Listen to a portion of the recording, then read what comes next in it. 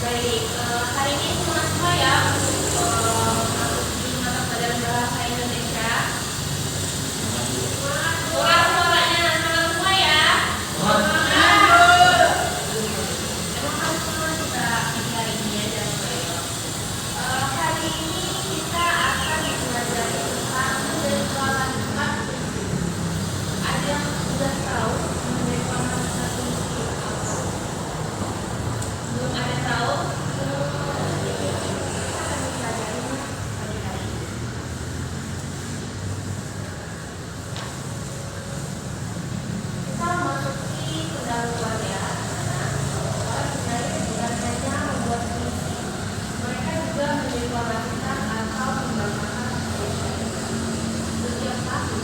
Diadakan berbagai bentuk pemasaran.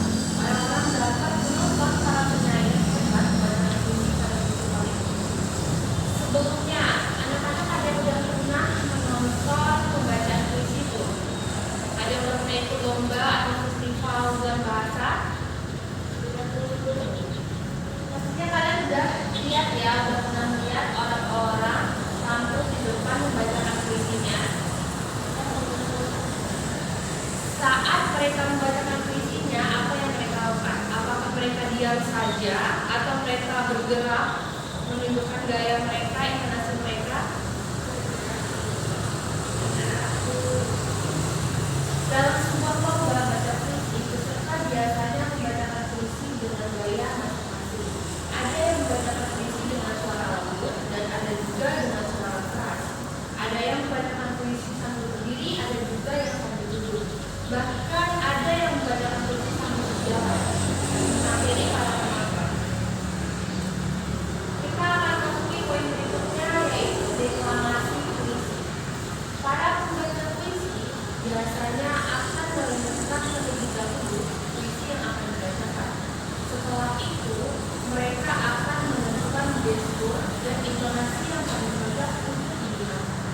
Gaya pembacaan puisi yang demikian disebut deklamasi. Jadi deklamasi itu bukan pembacaan puisi yang monoton yang hanya diam saja tanpa bergerak sana sini mengambil penonton atau menggerakkan tangannya yang teman. Jadi deklamasi itu gaya pembacaan puisi yang perlu intonasi, gestur yang tetap digunakan. Untuk menciptakan nuansa keindahan dalam pembacaan puisi diperlukan teknik, gaya dan intonasi suara yang baik. Cara membacakan puisi dengan mendeklamasikan ini sering dijadikan ajang perlombaan yang dinamakan lomba mendeklamasikan puisi. Sebuah puisi juga mengandung pesan tertentu. Saat seseorang membacakan sebuah puisi, ia harus membaca sebuah puisi dengan suatu cara yang menurut dengan mengerti pesan yang telah disampaikan dalam puisi. Jadi, jika anak-anak membacakan puisi di depan orang, jangan asal membaca saja seperti membaca buku atau membaca novel segala macam. Jadi perlu intonasi atau cara penyampaian yang pembaca atau pendengar itu memahami maksud atau pesan dari puisi yang anak-anak bacakan atau sampaikan. Gak mungkin kan puisi sedih dibaca dengan ekspresi yang bahagia. Gak mungkin juga puisi yang bahagia dibacakan dengan ekspresi yang sedih. Jadi pembacaan puisi ini harus disesuaikan dengan pesan yang terkandung dalam puisi. Nah, berikutnya adalah langkah-langkah pembentukan.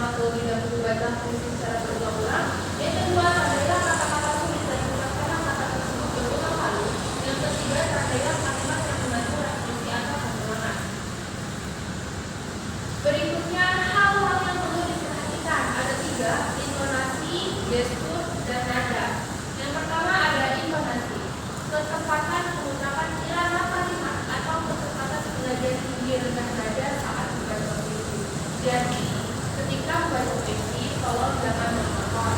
Jadi harus ada kecepatan dalam pembentukan iramanya. Lalu yang kedua, the gesture. Ketika membaca puisi itu gerak anggota tubuhku harus bergerak dan berlatih semuanya. Jadi jangan diam saja di depan, tapi bisa bergerak ke kanan sini. Lalu yang terakhir, nada. Tinggi rendahnya suara saat membaca puisi itu juga sangat diperlukan supaya pendengar itu tidak bosan mendengarkan puisi kalian yang menonton. Nah, tadi kan kita sudah mempelajari deklamasi puisi itu apa, langkah-langkahnya itu seperti apa, kemudian hal-hal yang perlu diperhatikan. Nah, itu ingin ada satu orang yang membacakan puisi ini. Itu kasih waktu dulu sejenak untuk memahaminya, mempelajarinya supaya nanti bisa belajar. Ada yang bersedia?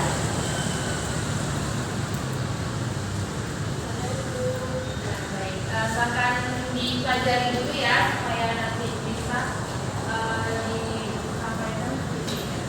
Kasih waktu dulu.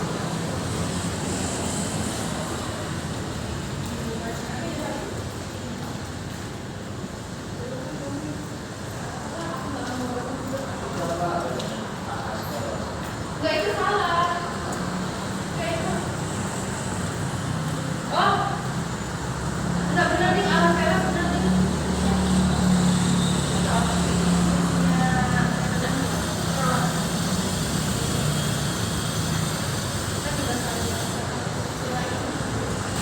Baik, Intan sudah bersedia?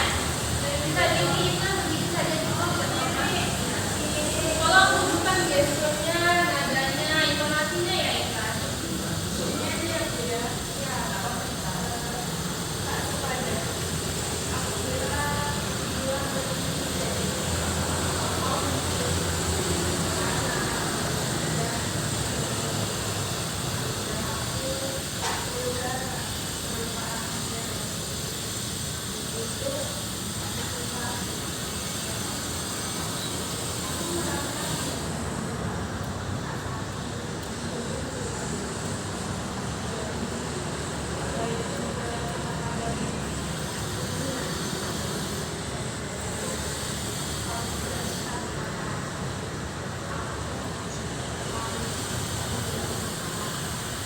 Baik, terima kasih. Berikan tepuk tangan dulu.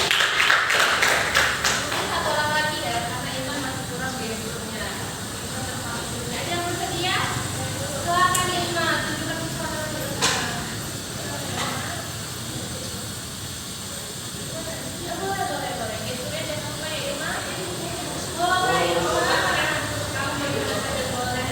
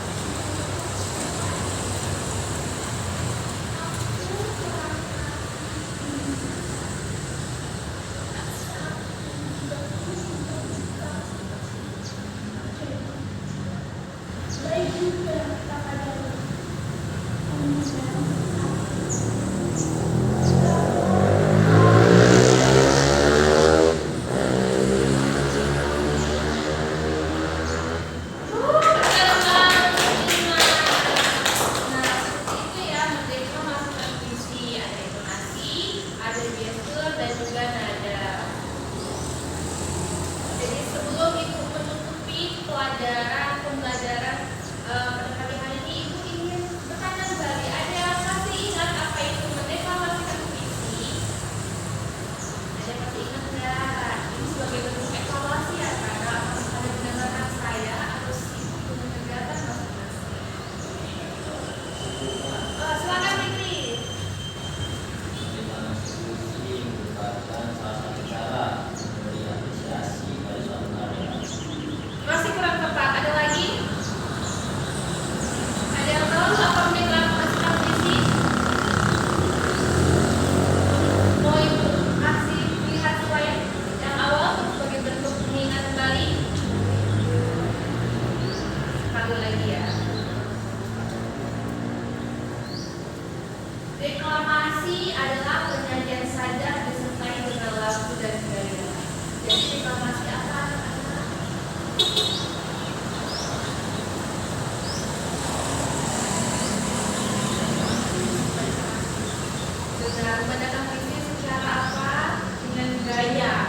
gaya apa lagi? Betul. Berikan tepuk tangan ini ya. Langkah-langkah mendeklarasikan tentang puisi ada berapa? Ada. Hal-hal yang perlu diperhatikan dalam mendeklarasikan tentang puisi ada berapa? Iya. Apa saja? Intonasi, gestur, ya betul. Jadi udah masuk semua ya pemahaman materi tentang mendeklarasikan tentang puisi.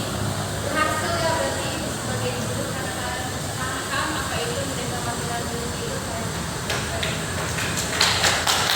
biasa kalian itu ya. Jadi itu saja ya anak-anak materi kita hari ini. Semoga kalian dapat memahami mendeklarasikan puisi ini apa ya. Semoga minggu depan kita membawakan juga apa yang mendeklarasikan puisi. Dan semoga kalian bisa mengikuti lomba festival berbahasa yang akan dilaksanakan di sekolah kita ini ya. Harus ikut ya, banggakan ibu ya. Itu saja ibu akhiri. Mohon maaf jika ada salah kata. Silakan ibu lakukan. Itu wassalamualaikum warahmatullahi wabarakatuh. Waalaikumsalam warahmatullahi wabarakatuh. Selamat ya.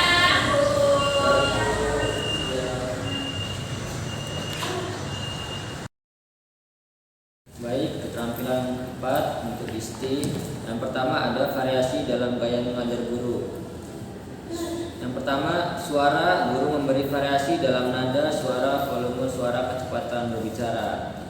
Isti cukup baik untuk mengatur semuanya dan tertata rapi.